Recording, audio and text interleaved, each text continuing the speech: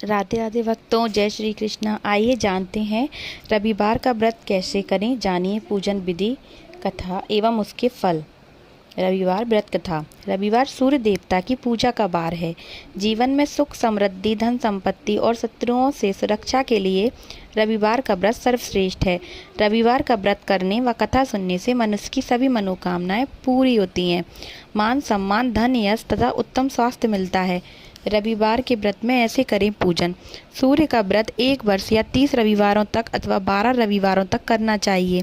रविवार को सूर्योदय से पूर्व बिस्तर से उठकर शौच व स्नान आदि से निवृत्त होकर स्वच्छ लाल रंग के वस्त्र पहने। तत्पश्चात घर के ही किसी पवित्र स्थान पर भगवान सूर्य की स्वर्णम निर्मित मूर्ति या चित्र स्थापित करें। इसके बाद विधि विधान से गंध पुष्पादि से भगवान सूर्य का पूजन करें। पूजन के बाद व्रत कथा सुने। व्रत कथा सुनने के बाद आरती करें।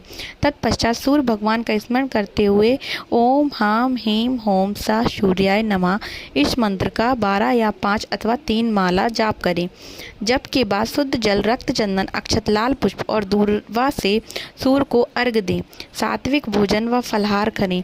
भोजन में गेहूं की रोटी, दलिया, दूध, दही, घी और चीनी खाएं। रविवार के दिन नमक नहीं खाएं। रविवार व्रत की पौराणिक कथा। प्राचीन काल में एक बुढ़िया रहती थी। वह नियमित रूप से रविवार का व्रत करती। रविवार के दिन सूर्योदय से पहले उठकर बुढ़िया स्नान आदि से निवृत्त होकर आंगन को गोबर से लीपकर स्वच्छ करती। उसके बाद सूर्य भगवान की पूजा करते हुए रविवार व्रत कथा सुनकर सूर्य भगवान को भोग लगाकर दिन में एक समय भोजन करती। सूर्य भगवान की अनुकंपा से बुढ़िया को किसी प्रकार की चिंता और कष्ट नहीं था। धीरे धीरे उसका घर धन धान्य से भर रहा था। उस बुढ़िया को सुखी होते देख उसकी पड़ोसन उससे जलने लगी। बुढ़िया ने कोई गाय नहीं पाल रखी थी, अतः वह अपनी पड़ोसन के आंगन में बंधी गाय को गोबर लाती थी। पड़ोसन ने कुछ सोचकर अपनी गाय को घर के भीतर बांध दिया। रविवार को गोबर ना मिलने से बुढ़िया अपना आंगन नहीं लीप सकी। आंगन ना लीप पाने के कारण उस बुढ़िया ने सूर्य भगवान को भोग नहीं लगाया और उस दिन स्वयं भी भोजन नहीं किया। सूर्यास्त होने पर बुढ़िया भूखी प्यासी सो गई। प्रातःकाल सूर्योदय से पूर्व उस बुढ़िया की आंख खुली तो वह अपने घर के आंगन में सुंदर गाय और बछड़े को देखकर हैरान हो गई। गाय को आंगन में बांधकर उसने जल्दी से उसे चारा लाकर खिलाया। पड़ोसन ने उस बुढ़िया के आंगन में बंधी सुंदर गाय और बछड़े को देखा तो वह उससे और अधिक जलने लगी। तभी गाय ने सोने का गोबर किया। गोबर को देखते ही पड़ोसन की आंखें फट गई। पड़ोसन ने उस बुढ़िया को आसपास ना पाकर तुरंत उस गोबर को उठाया और अपने घर ले गई तथा अपनी गाय का गोबर वहां रखाई। सोने के गोबर से पड़ोसन कुछ ही दिनों में धनवान हो गई।